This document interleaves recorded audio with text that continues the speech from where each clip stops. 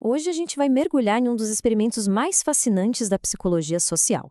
Lá nos anos 50, um estudo que tinha toda a cara de ser só sobre percepção visual acabou descobrindo uma coisa profunda e até um pouco perturbadora sobre a natureza humana e o poder da conformidade. Pensa aí um pouquinho, sabe? Numa reunião de trabalho, numa roda de amigos ou até em família. Aquela sensação de ser o único a discordar da maioria é bem desconfortável, né? Pois é exatamente essa tensão que está no coração do que a gente vai explorar hoje. Então, esse aqui é o nosso roteiro. A gente começa vendo como o teste foi montado, depois a gente passa pela grande virada da história, analisa os resultados que, olha, são de chocar, e no fim, a gente conecta tudo isso com o nosso dia a dia. Vamos lá! O nosso protagonista aqui é o psicólogo Solomon Asch. Na década de 1950, ele estava super intrigado com uma pergunta. Até que ponto a pressão social consegue mudar o que uma pessoa julga ser verdade? E para investigar isso, ele bolou um experimento muito, mas muito engenhoso. A cena toda é montada para parecer completamente inofensiva, sabe? Os participantes entravam na sala acreditando que iam só ajudar num estudo qualquer, uma coisa rotineira sobre percepção visual. Mal sabiam eles que o verdadeiro teste era sobre algo bem mais profundo, a sua própria independência de pensamento. A simplicidade da tarefa é a chave de tudo. Dá uma olhada nas linhas. A resposta certa é a óbvia, não tem nem o que discutir. Em condições normais, qualquer pessoa acertaria isso quase 100% das vezes. A tarefa foi pensada para não ter nenhuma dúvida, nenhuma ambiguidade. Guarda bem isso, porque é crucial para o que vem a seguir. E é aqui que um simples teste de visão se transforma num verdadeiro drama psicológico. O Asch, na verdade, não estava nem um pouco interessado em saber se as pessoas enxergavam bem. Ele queria saber o que elas fariam quando o que elas viam batesse de frente com a opinião de todo um grupo.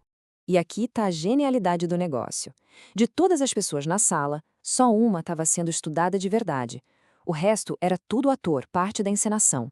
E o participante real era sempre um dos últimos a responder, ou seja, ele ouvia a opinião de quase todo mundo antes, sentindo todo o peso da maioria nas costas. Para criar uma falsa sensação de que estava tudo normal, o experimento começava bem tranquilo. Nas primeiras rodadas, todos os atores davam a resposta certa, e o participante real ficava ali, à vontade, pensando que era só mais um teste meio chato. De repente, o jogo vira. Em algumas rodadas específicas, o primeiro ator olha para as linhas e, com toda a confiança do mundo, dá uma resposta que está na cara que está errada. Aí o segundo faz o mesmo, e o terceiro e o quarto, um atrás do outro, formando uma unanimidade de erro até chegar a vez do nosso participante. E aí, esse é o dilema. Um conflito interno gigantesco se instala. De um lado, a evidência ali na sua frente, a verdade objetiva. Do outro, a pressão esmagadora de um grupo inteiro afirmando o contrário. O que será que prevalece? O Ast não ficou só observando esse conflito. Ele mediu isso em números. E os dados que ele encontrou foram, nas palavras dele mesmo, bem preocupantes. Vamos dar uma olhada. Esse número é impressionante. 75%. Pensa só. 3 em cada 4 participantes cederam à pressão do grupo e deram a resposta errada pelo menos uma vez, mesmo sabendo no fundo que estavam contradizendo os próprios olhos. A pressão para se encaixar falou mais alto em algum momento. E quando a gente olha para o total de respostas, a conformidade continua bem alta. Em média, mais de 1/3 de todas as respostas dos participantes nessas rodadas críticas estavam erradas só para acompanhar a maioria. Isso mostra que não foi um deslize, sabe? Foi uma tendência consistente. Então, o ponto central é esse, capturado perfeitamente pelo próprio Asch. Não se tratava de gente com problema de visão ou com má intenção. Eram pessoas normais, inteligentes, que, sob a pressão certa, estavam dispostas a negar a realidade, só para se encaixar no grupo. Os resultados são chocantes, com certeza. Mas a próxima pergunta é: por quê? O que leva alguém a abrir mão do próprio julgamento para seguir o grupo? A pesquisa do Asch e outros estudos depois dele apontam para 2 forças psicológicas bem fortes. Primeiro, vamos dar nome aos bois. Esse fenômeno que a gente está vendo ficou conhecido como o efeito Asch. É uma demonstração clássica de como o ambiente social pode moldar o comportamento de uma pessoa. Então, aqui estão as 2 grandes razões.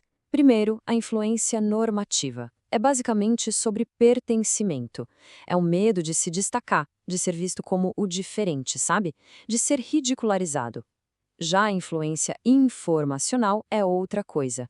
É quando a pessoa começa a duvidar de si mesma, a pensar: ué, se todo mundo está falando isso, talvez eu esteja errado e eles saibam de algo que eu não sei. Mas a história não acaba com todo mundo se conformando, não.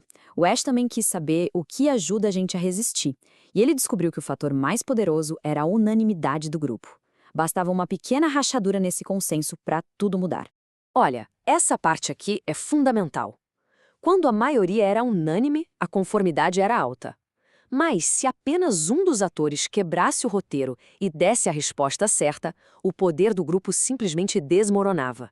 A taxa de conformidade caía para quase zero.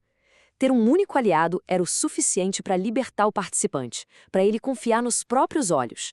E outra coisa, quando as respostas eram escritas no papel, em particular, sem ninguém vendo, a conformidade também diminuía drasticamente.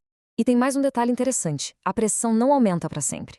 Um grupo de 3 ou 4 pessoas fazendo pressão era quase tão eficaz quanto um grupo de 8. O que importava mesmo não era a quantidade de gente, mas o poder de um consenso sem nenhuma brecha. E, embora esse experimento tenha mais de 70 anos, as lições que ele nos ensina são mais relevantes do que nunca no nosso mundo superconectado. A pressão para se conformar não sumiu, ela só mudou de cara. Pensa bem, a avalanche de curtidas numa postagem, a influência de milhares de avaliações 5 estrelas num produto, a gente aderindo a uma nova moda, ou aquele silêncio numa reunião de trabalho quando todo mundo parece concordar com uma ideia ruim, tudo isso são ecos modernos do efeito Ash. É a prova social em ação, moldando o que a gente pensa e o que a gente faz todos os dias. E isso nos leva à reflexão final. O experimento de Ash não é só uma curiosidade histórica, é um espelho. Ele nos força a perguntar, nas nossas vidas, quando é que a gente está confiando na nossa própria percepção e quando a gente está só seguindo a multidão. Saber essa diferença é o primeiro passo para tomar uma decisão que seja verdadeiramente nossa.